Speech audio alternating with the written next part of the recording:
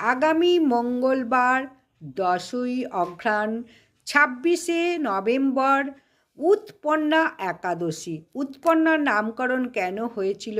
ভগবান শ্রীকৃষ্ণের শরীর থেকে এই উৎপন্ন হয়েছিল বলে সেই থেকে ওর নাম উৎপন্না একাদশী। একাদশীর নাম দেওয়া হয়েছিল উৎপন্না। এই উৎপন্না একাদশীর দিন ভগবান শ্রীহরিকে অবশ্যই পরমান্ন রান্না করে দাও এবং সেই পরমান্ন দিলে অত্যন্ত ভগবান খুশি হন।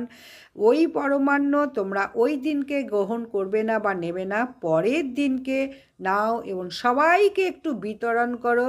তাহলে ভগবান শ্রীকৃষ্ণ অত্যন্ত খুশি হবেন, ভরে ভরে আশীর্বাদ করবেন, যা চাইবে তাই দেবে এই ভগবান শ্রীকৃষ্ণ। ভিডিওটা ভালো লাগলে লাইক, সাবস্ক্রাইব, শেয়ার করে আগামী